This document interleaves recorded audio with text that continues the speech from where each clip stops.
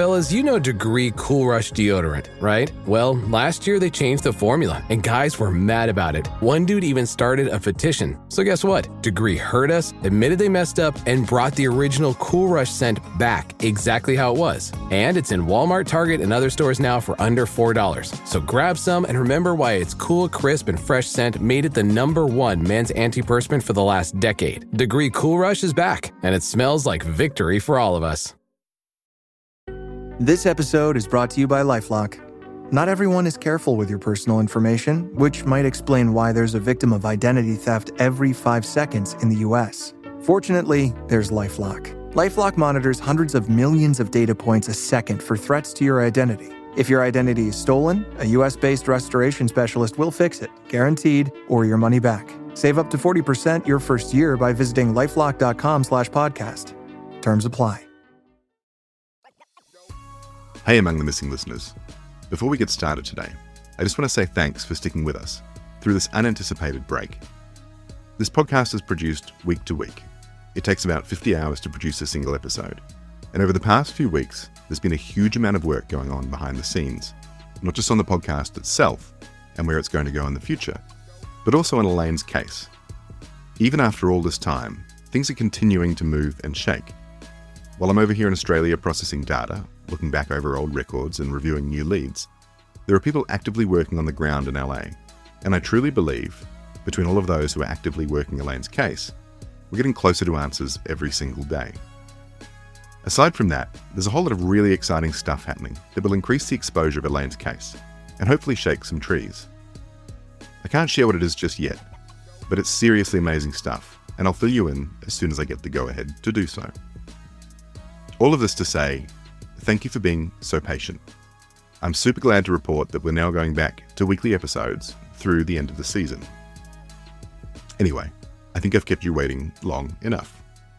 Let's get started on today's episode.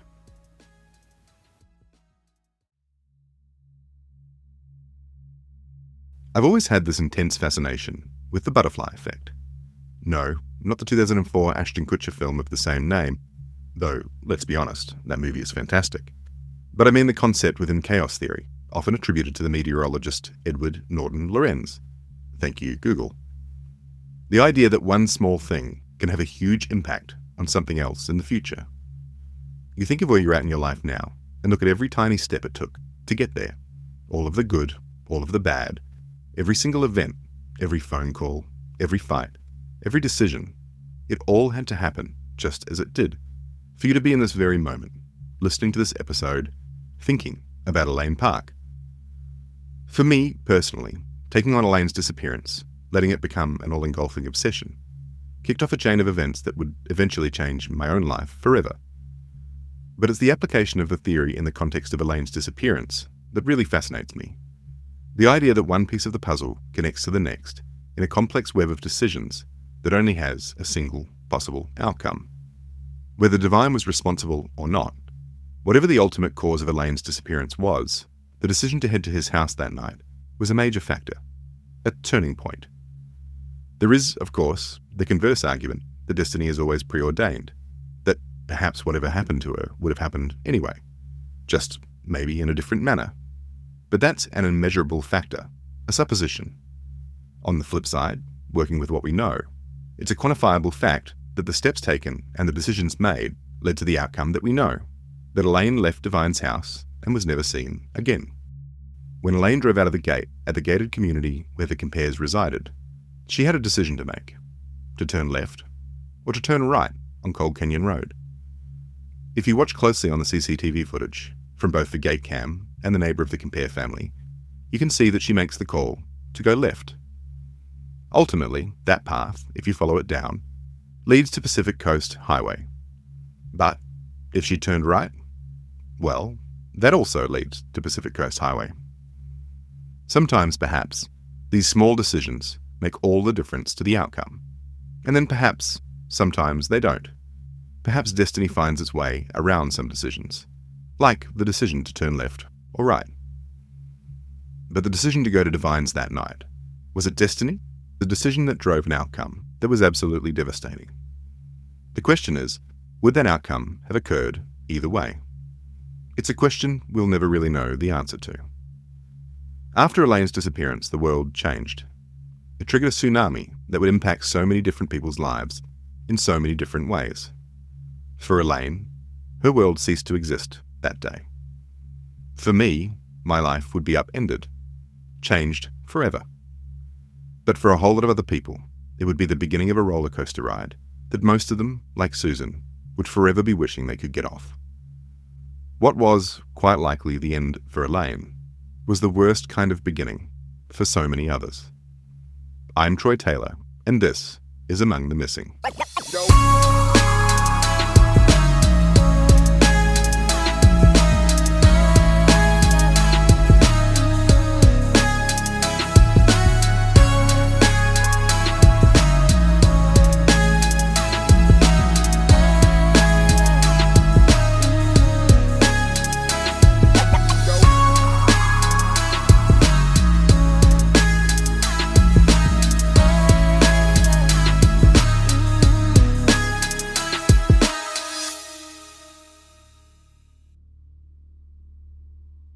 So, we're 7 episodes in now.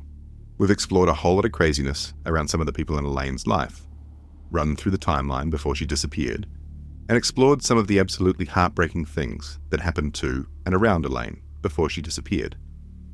What we haven't done yet is look at what happened after she disappeared, between the days of January 28 and February 2, when her car was discovered.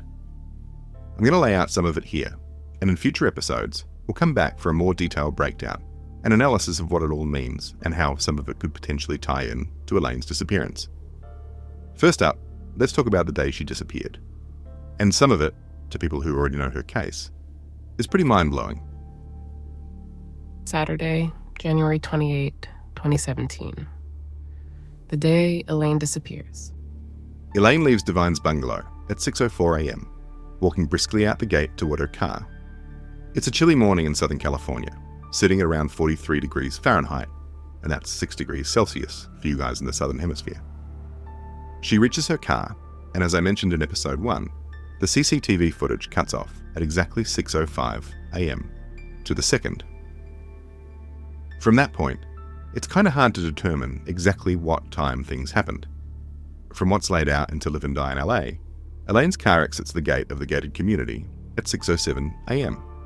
But the timestamp on the license plate camera at the gate says it's 7:14 a.m. when she exits. It's been reported that the time of 6:07 a.m. was verified against a neighbor's CCTV footage as accurate by either Jaden Brandt or the original detective working Elaine's case from Glendale Police Department, Detective Kryvak. Without any further details, it's difficult to know exactly how that verification was performed. But what I do know is that on the neighbor's CCTV footage, the car that drives past does fit the shape and size of Elaine's Honda Civic. After she exits the gate, she turns left, and after a few seconds, her car disappears into the darkness. And, as far as anyone knows, it's not seen again until the 2nd of February, where it's found on PCH. Only, that's not necessarily true. See, here's the thing. There's some footage that hasn't made its way out to the public yet, that suggests that maybe Elaine's car was seen before it was discovered on the 2nd of February. For one thing, there's a photograph taken from Dan Blocker Beach, or thereabouts, facing the direction of the Malibu RV park, which is opposite the location where Elaine's car was found. The photograph was date-stamped January 28, the same day Elaine disappeared. In it, there are a whole lot of cars lined up along the roadside, including a pretty sizable white RV. And right in front of that RV, positioned with its rear passenger side tyre slightly over the shoulder line, just like Elaine's car was, and positioned perfectly in line with the reflectors on the road, just like Elaine's car was, is a car that looks remarkably like a grey 2015 Honda Civic, just like Elaine's car was. On the 30th of January, 3 days before Elaine's car was discovered, and 2 days after Elaine disappeared, there's also footage from a drone that a tourist to the area recorded. He comes up from what appears to be the RV park, turns right, and proceeds to fly over PCH. It's a crystal clear day, around sunset.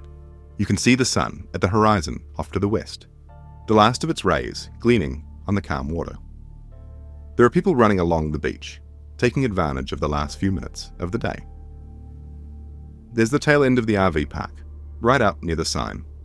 And then again, there are a whole lot of cars parked along the shoulder. And one of them, sitting in front of what appears to be a white van, is a grey sedan, rear passenger side over the shoulder line, positioned perfectly in line with the reflectors on the road. Just like Elaine's car was. And like I said at the beginning of the segment, I'll let you digest that for a bit, because that is huge. We'll talk about what it means and how it maybe fits into things in a later episode. But for now, let's get back to the timeline. At 6:26 a.m. on CCTV footage from the 76 gas station, just west of the RV park, a car that slightly resembles Elaine's makes a U-turn on PCH, turning onto the same side of the highway her car was found. I say slightly because, honestly, no amount of enhancing would get this footage, at least at that distance, looking like anything more than a bunch of pixels. But the time does fit, according to my bestie, Google Maps. It takes roughly 18 to 19 minutes to get to that spot from the gate at the compare-gated community. If she left at 6:07 a.m, it ties in almost perfectly. Coupled with the photograph from Dan Blocker Beach and the drone footage of PCH, it definitely suggests, to me at least, that in all likelihood, it is Elaine's car, and that Elaine's car was on that spot on PCH from the morning of the 28th of January. At 6:28 a.m, civil twilight begins, and according to historic records from both timeanddate.com and wunderground.com, it was a clear day with no rain and wind of about 3 miles per hour. Perfect weather, at least based on that information, to watch the sunrise. Okay, so this one's pretty interesting.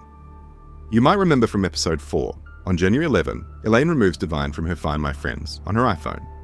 Well, at 6:28 a.m. on the morning she disappeared, she added him back again, giving him full visibility of her location.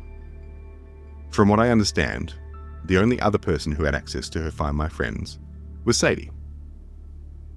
At 6:54 a.m, the sun is done rising for the day.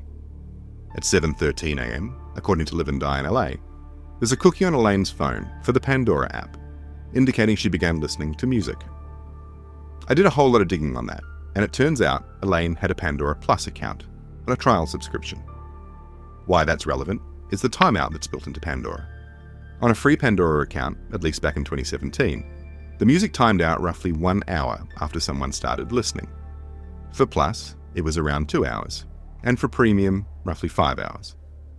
Elaine's phone received a timeout notification at 9:32 a.m. asking if she was still listening, which suggests that she either started playing the music at 7:13 and didn't interact with it after that, or she stopped interacting at around 7:32 a.m, give or take a few minutes. At 8:51 a.m, Elaine receives 3 messages from Susan, asking her to pay her the $20 back she committed to paying the night before. At 10:15 a.m, Divine calls Elaine 3 times in a row, but none of his calls are answered. At 1:10 p.m, Sadie messages Elaine asking what she's doing today, but Elaine doesn't respond. At 1:33 p.m. and 1:34 p.m, Divine tries to call Elaine again, but again, his calls go unanswered. At 1:36 p.m, Susan tries to call Elaine twice. No answer. At 2:25 p.m, Elaine receives a Snapchat message from her friend Cody. However, the message wasn't saved to the Snapchat servers.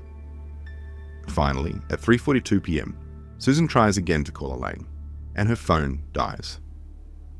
At 4:47 p.m, 6:11 p.m, 6:50 p.m, 7:32 p.m, and 8:05 p.m, Susan tries again to call Elaine. And according to the To Live and Die in LA podcast, just before midnight that same night, Susan contacts the Crescenta Valley Sheriff Station to ask about reporting Elaine missing. I asked Susan about why she did this because, from all reports, Elaine would go away for a few days quite frequently. So I wondered what stood out enough this time for her to contact the Sheriff's Department the same day Elaine disappeared. She told me quite simply, it wasn't like Elaine to not communicate at all. Sure, she'd go away, she wouldn't tell Susan where she was going, but she would reply to text messages, and she would answer the phone. She says she was still worried about Elaine's car battery, given what happened the Thursday morning before, and she just had a general feeling of unease. Sunday, January 29, 2017. One day after Elaine disappears. At some stage during the day, Divine retweets, "If a girl leaves some shit at my crib, it's getting thrown out instantly." Susan attempts to call Elaine at 8:23 a.m., 10:22 a.m., 1:51 p.m., 2:43 p.m., 9:39 p.m., and 10:15 p.m. Outside of that, nothing much happens on this day. Monday, January 30, 2017. 2 days after Elaine disappears. At 7:50 a.m., Susan tries to call Elaine again. At 9:40 a.m., Susan contacts one of Elaine's friends for the first time, reaching out to Sadie via Facebook Messenger. She explains that Elaine's blue duffel bag, black backpack, and makeup were missing, and that she hadn't been able to get in touch with her since the Friday night. Sadie tells Susan about the last time she saw Elaine on Friday, and that she, too, hadn't been able to get in touch with her. At 11:48 a.m., Susan calls the Crescenta Valley Sheriff Station again, and is advised that she's in Glendale Police Department's jurisdiction. After this, Susan calls Glendale Police Department to formally report Elaine missing. At 3:45 p.m, a patrol dispatcher attends the house in La Crescenta to take the details for the missing persons report, and at 4:25 p.m, the report is officially lodged in the GPD system. The missing persons report mentions Divine and states that they'd broken up 1 to 2 months earlier, and that he resided in Calabasas. At 4:27 p.m, Susan calls Sadie, and Sadie mentions that Elaine's boyfriend's name is Divine, after Susan notices a Miami area code phone number on Elaine's phone bill. At some point in the afternoon, Glendale Police Department make contact with Ray, Elaine's dad, to let him know she's missing. Ray then makes several attempts to get in touch with Elaine, calling her twice at 7:06 p.m, 7:07 p.m, and 7:14 p.m. Wednesday, February 1, 2017. 4 days after Elaine disappears. At some point during the day, Susan leaves a dated note on the whiteboard in Elaine's room, which reads, "Elaine, as soon as you decide to come home, and you are home, please let me know at your earliest. I am so worried. I do love you, Mom." Susan and Jeff visit Glendale Police Department in the morning to check in on what they're doing on Elaine's case, and to ask them to obtain a copy of the CCTV footage from the Compare property. But they advise her they have no grounds to do so, and she's welcome to request it herself. At 1:28 p.m, Susan contacts Divine for the first time to let him know Elaine is missing and to request a copy of the CCTV footage. She calls him again at 1:41 p.m, but it would appear the call isn't answered. At 2:14 p.m, Tonya Compare calls Susan. They discuss Elaine's disappearance, and Tonya provides Susan with their address and agrees to meet with her the following day. Thursday, February 2, 2017. The day Elaine's car is found. Aside from being Ray's birthday and the day Elaine's car was found, this was also the day Susan and Jeff first visited the Compare property to speak with Tonya and Divine. In Jaden Brandt's original interview with Susan and Jeff, Jeff says he and Susan were on their way to the Compares, retracing Mulholland Drive, when he was pulled over by Highway Patrol for driving in the carpool lane. He explains the situation to them, and the officers direct them to the Lost Hills Sheriff Station to see if they can be of any assistance. Susan and Jeff arrive at the Compare property on time, but find that Tonya and Divine aren't home. Not long after, they arrive, and Tonya explains they'd been out at the market. Susan and Jeff both say Divine told them Elaine got up, singing and dancing and acting strange at 4 a.m, got dressed faster than Divine had ever seen anyone dress, and then left, only to return shortly thereafter because she'd forgotten her keys. Tonya went on to tell them that neither she nor Divine had any more information, that Elaine had left the property, and that they had not heard from her or seen her again after that point. Tonya agreed that she would arrange for a copy of the CCTV footage to be provided to Susan. However, Tonya went on to provide the copy directly to GPD rather than to Susan herself. Finally, before they left, Tonya suggested they check Cold Canyon Road, which essentially runs directly from outside of the gated community's gate down to Malibu Canyon Road, and was one of the two ways Elaine would most likely have traveled to PCH. Jeff goes on to drop Susan at the Lost Hills Sheriff Station at around 1 p.m. and leaves to take his son, Travis, to a doctor's appointment. Susan meets with one of the deputies to inform them of what's happening and to ask if they're able to assist them with a ping on Elaine's phone. They run a historic ping essentially looking for the last time Elaine's phone hit a cell tower before dying, and discover the last ping was on the day she disappeared. Saturday, 28th of January, 3:42 p.m. The exact time Susan tried to call Elaine, and the time it appears that Elaine's phone died. The ping returned a location of 3700 and a half Coral Canyon Road in Malibu, and how the address can have a half in there, I still haven't been able to get the answer to. It pinged off a tower that was directly adjacent to the location where Elaine's car was eventually found less than 2 hours later. Jeff arrives back at the sheriff's station, and he and Susan are on their way home when they receive a call at around 4:30 p.m. to let them know Elaine's car has been located. Susan and Jeff head directly to the location on PCH and meet with the patrolman who located the car. Susan surveys it from the outside, unable to touch or enter it for fear of contaminating what might be a crime scene. A volunteer search and rescue team is pulled together and they commence searching the beach. Helicopters also search the general area, but in both cases, nothing is found. Later that night, Detective Krivak from Glendale Police Department arrives on the scene, assesses the car, and arranges for it to be towed back to their department, leaving Susan and Jeff with one answer and a whole lot of new questions. From there, a major search operation was launched, including the use of bloodhounds, drones, and feet on the ground. We'll take a greater look at the search and rescue effort and explore the broader timeline in a later episode. But suffice to say, the discovery of Elaine's car, at the time, felt significant and left everyone who cared about Elaine feeling hopeful they would soon have a resolution, one way or another. There's not a single person in Elaine's circle who would have thought that night that there wouldn't just be no resolution, there'd be no answers at all, and that the search would be continuing more than 8 years later. Okay, let's jump back a couple of episodes to the autopsy of Michelle Westervelt. First off, don't get too excited. I haven't heard a peep back from the LA County Medical Examiner. I've followed up a couple of times now on whether there was another sample submitted for review, and nada. No response. I'd like to say I think they're just running an investigation into it in the background, and that they'll come back to me as soon as they have answers. But, well, I'm not convinced that that's the case. But I do still have something new for you on it. After finding out about the discrepancy between the cause of death reported by the hospital and the cause of death reported by the ME, I reached out to a friend of mine in the ME space to ask a few questions and gain some insight into her view on the autopsy. She's asked to remain anonymous for now, but here's an idea of her background and why she's qualified to make this analysis. First, she has a background in supervising a forensic morgue and has herself performed more than 1,000 autopsies in her time, and she's worked directly with the FBI on some major murder investigations. In other words, she's seen a lot. I laid out a summary of what I'd found interesting in the autopsy.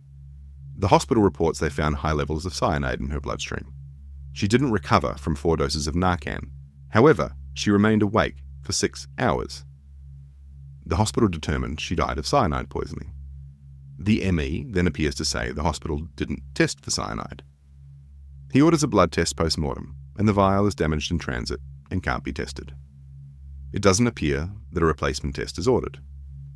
The ME rules the death an overdose of fentanyl and methamphetamine, with no other contributing factors. And I tried to boil it all down to a few questions. Is it normal for no additional test to be ordered after the first one is damaged? Is it possible for cyanide poisoning to present in a similar way to death by drug overdose? In particular, the ME notes that there was lactic acidosis. Is this possible in cases of cyanide poisoning?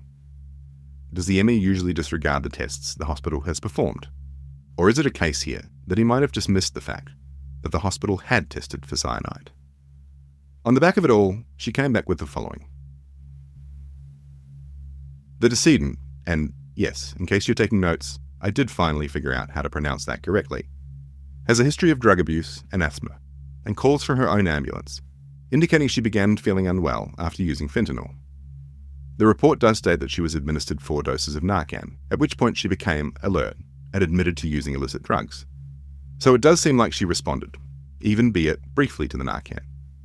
Her admitted drug use is confirmed by a presumptive positive dipstick test at the hospital, which is positive for methamphetamine and fentanyl.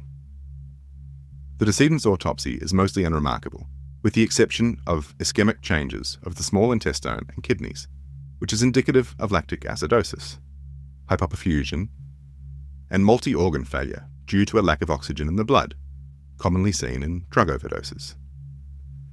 Firstly, I must explain that hospital doctors are not forensically trained, and their testimony on cause and manner of death in forensic death cases should not be trusted. Medical examiners are the only doctors trained to determine cause and manner of death, especially in forensic unnatural cases. Therefore, the hospital doctor saying it was their opinion the death was due to cyanide poisoning was, at best, grabbing at straws, after seeing elevated cyanides in the urine. A test for cyanide poisoning was not performed in the hospital. However, the presentation of cyanide poisoning and fentanyl overdose is the same in that they both cause lactic acidosis, hypoperfusion, and multi-organ failure. Cyanide poisoning is extremely rare, while fentanyl overdoses are regretfully common. Cyanide is a very volatile compound that dissipates in blood samples over time. Cyanide is present naturally in small doses within the human body, and can even be present due to the metabolic conversion of other compounds, like prescription drugs, to cyanide or thiocyanate, a cyanide byproduct. It's possible that the sample that was sent to NMS, which is a very reputable forensic lab, I might add, was deemed too late in the game to send another sample that would yield an accurate result due to the time that had elapsed, and/or deemed unnecessary after the toxicology screen came back positive for extremely high levels of fentanyl. A fatal dose of fentanyl for a decedent with no other mitigating factors is about 3 ng per ml. The decedent in this case registered at 13 ng per ml, which is an extraordinarily high level of fentanyl. Even a person who's developed a tolerance for the drug after many years of drug use, as is the decedent's history, would have a hard time surviving that dose. Given the circumstances of the investigation, showing that the decedent admitted to using fentanyl regularly, and on the day she died, tested positive in hospital, and then positive again at the medical examiner's office for fentanyl, it would be very, very unlikely she died of cyanide poisoning. Can it be ruled out 100%? No. But it would be highly unlikely. So unlikely that the ME didn't bother sending another sample to NMS, which, by the way, does cost the state significant extra money. In regards to the medical examiner disregarding hospital tests, I would say not exactly. They'll take the results of hospital testing into consideration and use it to bolster their own results. But because this is a forensic case, there is a need for testing to be performed while maintaining chain of custody on the samples. Maintaining a chain of custody is not possible in a hospital setting. Medical examiner collected samples are considered evidence and therefore undergo a meticulous paper trail when being sent out for testing, where each person along the way signs for the sample, ensuring that at no point along the way it's tampered with. In a hospital, the samples pass through many undocumented hands that don't necessarily know how to handle evidence. For this reason, medical examiners would typically only rule cause and manner of death based on their own samples, especially in cases that end up in court. Otherwise, a judge might throw out that evidence in a trial. If the hospital had tested for cyanide, there should have been a report attached to the hospital records. A death investigator would have, without question, acquired those results if they in fact existed. The decedent died in the ER, so it doesn't seem like she was even admitted to hospital long enough for such in-depth testing. When a person dies and the case is taken on by the medical examiner, the hospital staff technically are supposed to go hands-off and do nothing further with the body whatsoever so as not to destruct evidence. But, while super helpful, that's only one side of the coin, obviously. The other piece of the puzzle is the ER side of things, in particular around the testing for cyanide, and why the ER doctor would declare the cause of death as cyanide poisoning rather than just an overdose of fentanyl. In this instance, while I didn't speak to an ER doctor myself, I did speak with someone I know who is also investigating Elaine's case, and has spoken to an ER doctor he's close to, as well as doing a deep dive into the toxicology side of things. And here's what he found. A fatal dose of fentanyl for an opiate-naive user can occur at 3 ng per ml. But Michelle was far from a naive user. It was a chronic addiction for her, and it was the primary reason for her multiple visits to rehab. At the kind of level Michelle was at, a 13 ng per milligram level, which is the level that was found in her bloodstream, could potentially be fatal, but that's not even close to being definitive, and chronic users have been known to survive levels as high as 50 to 90 ng per milligram. The other thing to keep in mind is that Michelle managed to stay alive and alert in the ER for 6 hours before she passed away. 6 hours, which is highly unusual for a fentanyl overdose. It's a super fast-acting drug, which generally appears to result in death within a few minutes up until around an hour, with the patients quickly becoming hypoxic, suffocating, and going into cardiac arrest. 6 hours of alertness is definitely more consistent with cyanide poisoning, rather than a fentanyl overdose. It's also key to note just how rare it is to see someone with high levels of cyanide in their system. That's not something they see in the ER every day. It is super far and few between, and those who do come in with those levels tend to be victims of major fire. And even then, it's extremely unusual. Then there's the fact that there's no chemical crossover between fentanyl and cyanide. In other words, there's no possibility that a fentanyl overdose could cause that level of cyanide in her body. Finally, one of the things the ME suggests in the autopsy is that the ER doctor tested for cyanide in Michelle's urine. But, as it turns out, they don't actually measure cyanide in urine. They measure a chemical called thiocyanate, which is a metabolite of cyanide in urine.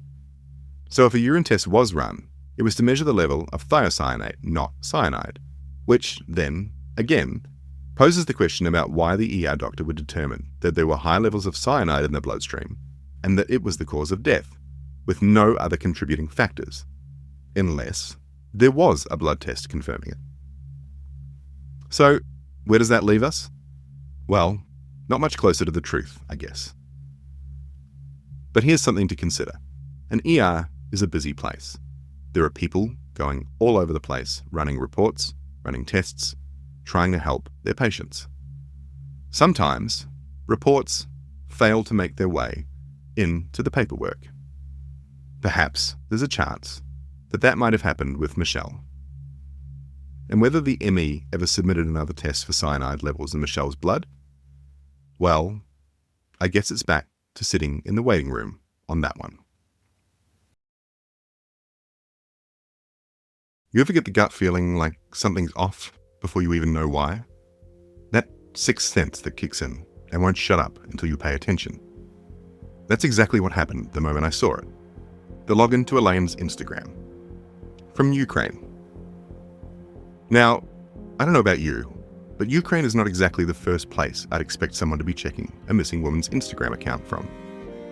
And this wasn't some random failed login either. This was a successful login. Someone had gotten into her account. Fully in. On January 27 at 11:15 a.m., the same day Elaine stayed overnight at Divine's place and less than 24 hours before Elaine would go missing, that one data point sent up so many red flags, I practically had to duck. My brain started racing. How did someone get her password? Why now? And who exactly was logging in from across the globe? I called in a favor from a friend of mine, someone who's, let's just say, very skilled at digging through digital footprints, the kind of person who can find things that most of us don't even know exist. Together we traced the IP address to a small internet service provider based in Kiev. On paper, they were your standard local ISP. They provided services to residential homes and some small businesses. But they also offered something else: content delivery network services. Now, if you haven't heard that term before, like I hadn't, it sounds pretty innocuous. Kind of like digital plumbing, right? But in practice, it really just means they were providing VPN services. And that's where things got interesting. Because suddenly, the whole picture shifted. This might not have been someone in Ukraine at all. It might have been someone sitting in the US, maybe right there in California, using a VPN that routed traffic through Ukraine. And that's the thing about VPNs. They're great for privacy, but they're also great for hiding. And whoever this was, they clearly wanted to be hidden. Unfortunately, that's where it hit a wall. Without a subpoena or a warrant, we couldn't dig any deeper into who the user really was. No legal leverage meant no access to logs, no user data, no further digital trail. We were stuck. I shot Susan an email, filled her in on the find, and then did what I always do when a trail goes cold. Logged the info, filed it under the Who Knows section of my ever-expanding Elaine Park case file, and turned my attention back to the mountain of other information Susan had passed along. including data extracted from Elaine's iCloud. Not long after, that all-too-familiar ding rang through. Another email. Susan had replied. And it turns out that Ukraine login wasn't a one-off. There'd been another login attempt, this time on Elaine's Ymail account. And whoever was behind it seemed to be targeting her iCloud, specifically the account tied to her iMessages and her full phone backups. We're talking about the digital core of Elaine's life: photos, messages, files, everything. Luckily, this time the hacker, and yeah, I'm calling them that, didn't manage to get in. Susan flagged everything to the Glendale PD. But as usual, since their working theory has always leaned toward hiking accident, the digital intrusion didn't exactly set off alarm bells. Still, the more I thought about it, the more it nagged me. Because this wasn't just about someone logging in to a single account. This was a pattern. It was bigger. When Susan and I first started trying to access Elaine's online accounts, to gather as much data as we could, we kept running into these bizarre obstacles. Not just one or two, multiple. Take her Instagram, for example.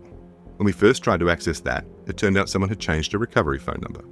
And not just to another US number. This one had been updated to a Brazilian number.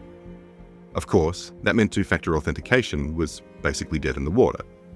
Thankfully, after some serious creative thinking, we managed to get around it and recover access. And that, of course, is the very Instagram account that showed the Ukraine login.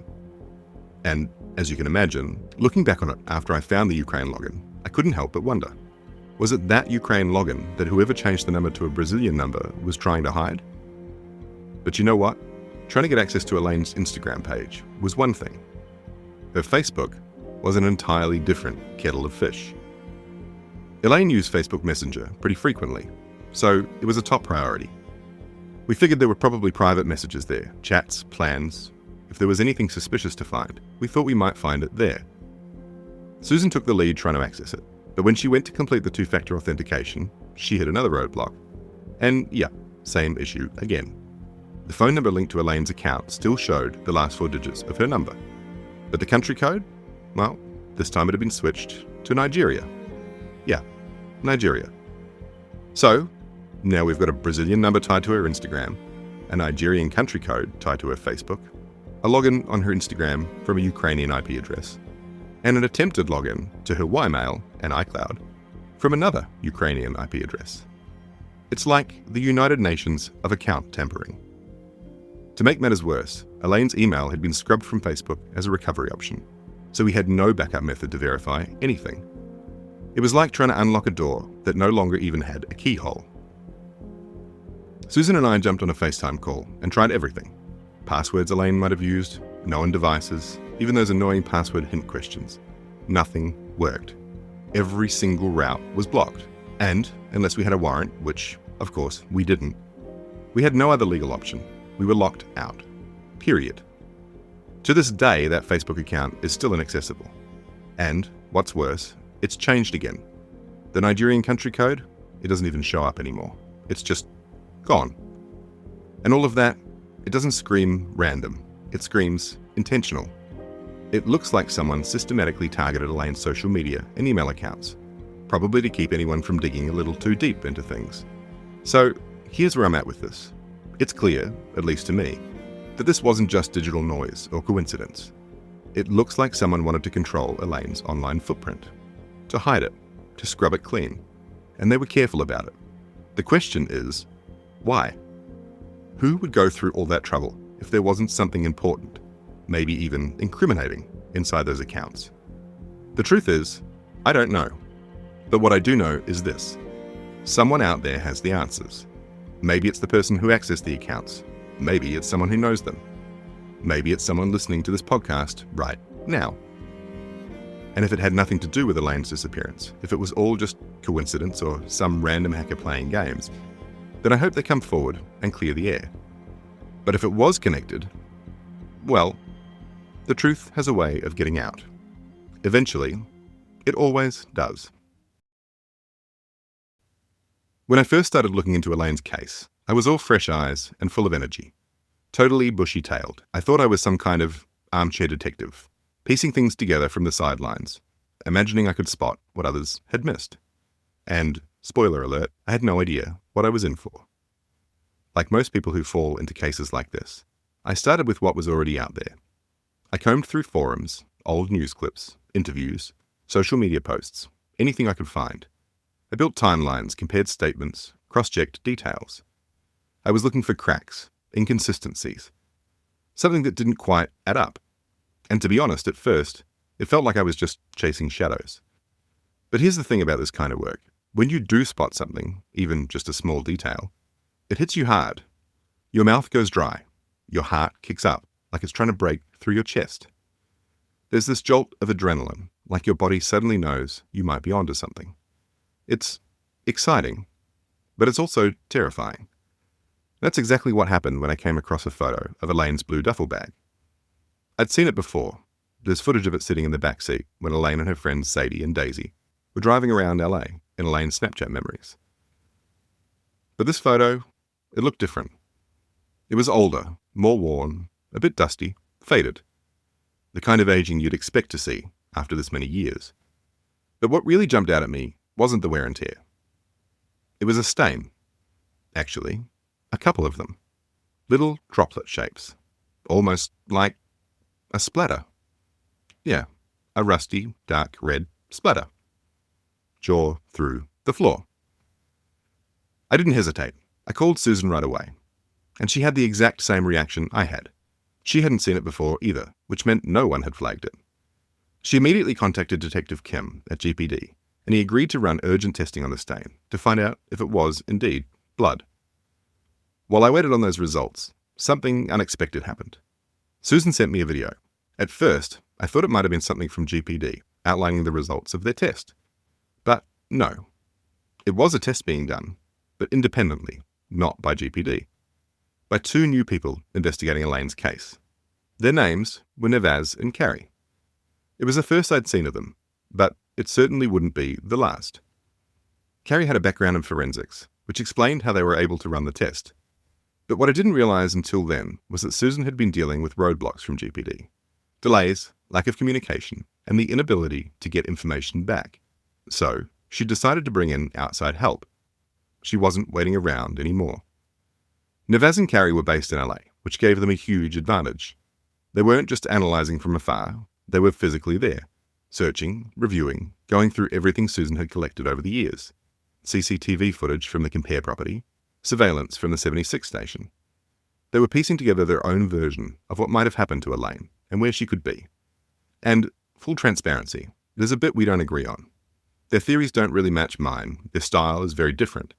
And they came in with their own lens, and, at times, it clashed with mine. But you know what? They owned their view. They pushed out their theories, and they did what they needed to do to make them work. And they were doing something I couldn't do, getting boots on the ground. And pretty quickly, they came to a detailed conclusion of what they believe happened to Elaine. Some of it, I'll be honest, didn't sit right with me. It didn't fit what I believe based on everything I'd seen and studied and all of the research that I'd done. But some of it was worth serious attention. There were places in their theories, details, possibilities, that were absolutely worth exploring. Here's Nevaz to run you through his view on things. So basically, here's the approach that we had, is that I've never listened to the podcast. Carrie did. Carrie asked me to look at the case. And by looking at the case, I look at it more from an Occam's razor point of view. Like, what's more likely, what's not more likely. And I look at it more from a point of view of following in the footsteps of the missing person. And I think that's really been very crucial, especially in this case, because there's so much backstory that everybody's been following that gets the whole situation misled. And that's just my point of view. But then at the same time, from us following in Elaine's footsteps that morning, because that's been our main focus, is if her car was found there, and there's got to be, or when she shared her location with Divine, that at least puts her at a location at a certain place. So then we actually just broke down what's the most likely scenario of why she did that. And so one of the first things that me and Carrie did is we met down there at, I think it was like 5, 6 o'clock in the morning to see what that environment looks like. Now that's key. There is no lights there. One time when my wife was driving and I got out the car and my wife walked around the car and it's so pitch black that I didn't even see her like right in front of me. It's like pitch black dark. So the first time that me and Carrie went there, we didn't intentionally do this, but we actually did exactly what Elaine did in order to meet up at the right place, the right location, because where she parked her car is only known for two different things. It's known for overflow parking and for overnight parking. The reality is that most of the people that park there, they don't want to be bothered. People don't park there to go to the beach because the beach is probably about 30, 40 feet down on a slope, on a very steep slope. To park there in the morning to go to the beach is very unrealistic. It's basically people with RVs and just they sleep in their cars or whatever they do. Other than that, everybody park there. Once the parking lot in Solstice Canyon is full, that's where you park. What we found is the video on YouTube that is for Solstice Canyon Park. It's a video that a random person posted of going to Solstice Canyon Park a month after Elaine went missing, and they were at the gate when the gate actually opened. So what that does is that it actually lets us know that at that period of time, the gate did not open until 8 o'clock in the morning. We feel that Elaine's car is parked there because she couldn't park her car inside of Solstice Canyon, and there's no place else other than across the street from a 76 gas station, which sometimes there's cars there, but it's sketchy because your car can go off the side into the little creek that nobody really parks there unless you can see it. But so our thought was this, right, is that, okay, so if she parked the car there, if you look at the video that I shared of the 76 gas station, there's no place that the two people that walked across the street could come from other than the direction of where her car was found. And then, like I said, too, is that being that people park where she parked to walk to the park, I mean, those people didn't go to the gas station. They went straight to the park, just walking down the street. So that's why we feel that it was obviously two people. And obviously there's all this questionable shit about Divine. If you were going up Solstice Canyon Road, that is probably the most grueling hike you could ever do. Even in a car, it's hard on a car just going up. And there's not a residence for at least, I think, almost 2 miles. And there's nowhere along that little path or along that road that is dangerous enough for you to, or at least between where Solstice Canyon is all the way to the first houses, there's nowhere that someone could fall and not be able to recover. That's where in the footage that I shared, it was like, I think it's 30 minutes after Elaine shared her location, those two people walked down to Solstice Canyon.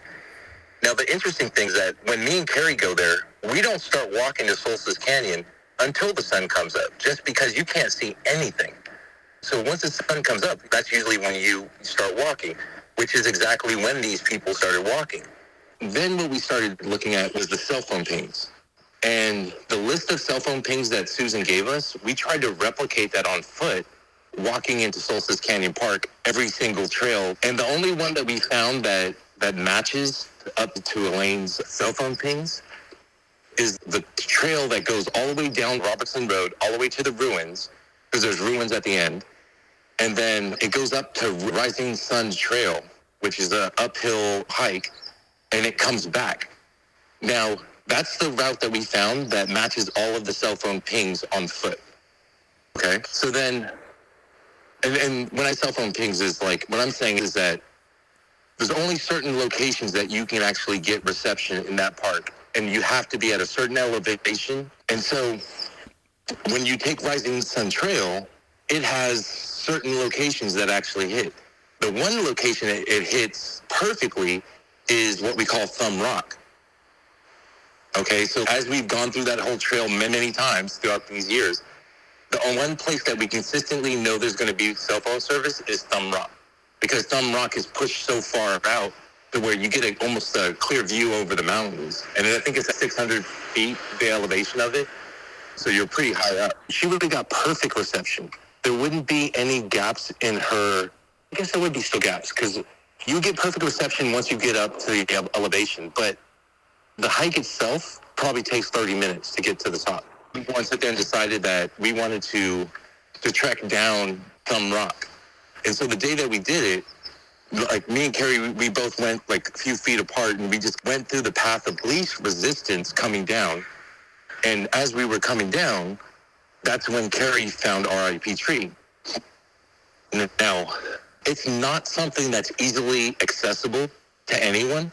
You can get to it from the bottom trail, but you have to go over these rocks and you have to go through some bushes. I actually got a 3D model of the mountain, and I started dropping things like digitally, as a 3D model. I dropped like a body, I dropped a ball to try to see how far it would go. And almost every single time that we drop it from Thumb Rock, it would always go to the location or the vicinity of RIP tree. So that's what kind of got us thinking, okay, so there's something to this. And now when we started going there, and that's the other thing too, is that when I try to do my best to take as many pictures so I can show people, but when you're there, it's the weirdest feeling because all of the graffiti is facing uphill.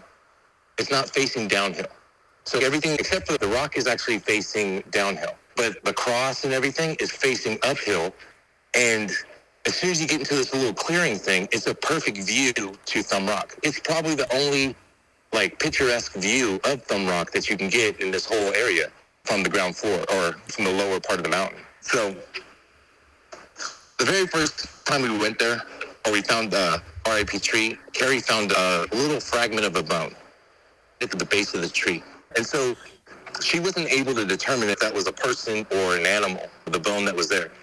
So the problem is that where RIP tree is, it's right at the bottom of of an incline or decline or whichever one it is. It goes straight up to Thumb Rock. And it's not easy because there's all the foliage and it's pretty treacherous. When Divine started calling her, because I believe that Divine was with her, right? So let's say if you fell from a distance, let's say in this scenario, if Elaine fell and he's yelling for her and she's not answering, the next thing he would probably do is call her. And that's what I think happened, is that he called her and she wasn't answering. And then the other interesting thing is that the exact time that he called her is we've replicated as far as the same time it takes to hike up all the way to RIP tree.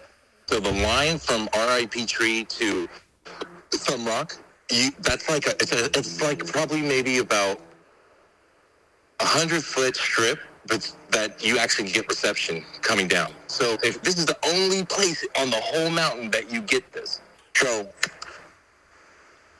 that's why we think that Divine called her to try to hear where her phone was, because then he could find her.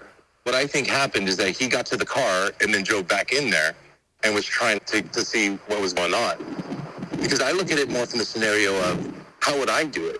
Like if the situation was, if I was in that situation, obviously I would have called 911, but at the same time, you're going to go back to the scene of what happened. That's when he got the cell phone. This brings us to where me and Carrie left off. So we actually flew a drone over there, and then that's when we found that picture, which we think to be bones. Let's say 100 feet from RIP tree. The problem is getting there is I have not been able to find a clear path there. Is that she fell, rolled down, and obviously with trees and all that stuff, it's possible that's where she's at. Because it is at the top of the ridge, which to get up there, I haven't figured out how to get up there other than coming from the top of the mountain and coming down. Here's the other interesting thing, is that Elaine did know this location. When I looked in her laptop, I found in her laptop that one of her bookmarks was this trail, for Solstice Canyon Park. And it was a recent bookmark too. I think it was maybe 2 or 3 months before she went missing. Last time we talked to Detective Kim when he was working the case, we asked him, dude, what do you guys feel happened? He was like, it was a hiking accident. He bluntly told us a hiking accident, which is crazy for him to say when we know that he's seen the phone. And that's why we're more inclined on that. But then I think that because of all this situation that's going on with it, they can't really explore anything. But ever since then, we've been more motivated that's what kind of started us searching more in Solstice Canyon. The RIP tree right there, if you've seen it, I swear to God, man, if you've seen it, you'd be like, this has something to do with a missing person. not for a dog. It's just the feel of it. It doesn't look right. And where it's at, it doesn't make sense. It's not like some kid just came up there and was like partying up there or anything. It doesn't make sense. And then to actually carry spray paint with you to leave something, and there's no other spray paint anywhere else. Like, we've looked all this whole area and I've never found spray paint anywhere else of those colors anywhere else. So on the rock, okay, so here's the thing that we figured out from being there. You have to see it in person, but I'll try to find the pictures that we had that we actually tried to take to enhance it. But whoever it was, they came year after year to this location. So the first time they spray painted, it was in black. The second time they came, it was in white. The third time was in pink, because you could see the layers of it and just the erosion of the different paint layers. I was able to determine that it wasn't like at the same time. And just because everything it's kind of like the person just did it all in black and then, I don't know. But anyways, so on that rock, there was writing and it started with the E-L, and we think it says Elaine on it, but they spelled it wrong. Like, I think the I is before the A or something like that. But on the rock itself, in black, the very first time they went there, it says the letters are J-A-N, and then it says 29 on it. Like, this is very significant. It's not like something that's just random. There's been a whole lot of searching done in the Solstice Canyon region. So far, aside from a few pieces of clothing, and something that might be human bones or animal bones or, hell, maybe just pieces of petrified wood, nothing of evidentiary value has ever been found. Yet. Because, while Navaz and Carrie's theory had a few loose ends that needed timing, when combining it with someone else's theory, someone who also believed that Elaine was in that area, and was one of those people who had also searched extensively, there was a whole damn lot that started to look like it made sense. And what's this guy's theory on what happened to Elaine when she got to Solstice Canyon? Well, for now, let's just say, they don't roar, they meow.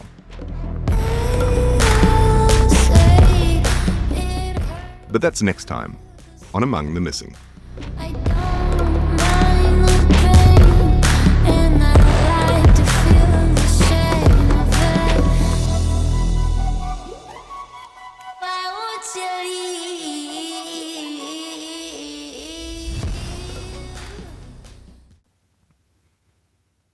Thanks for listening.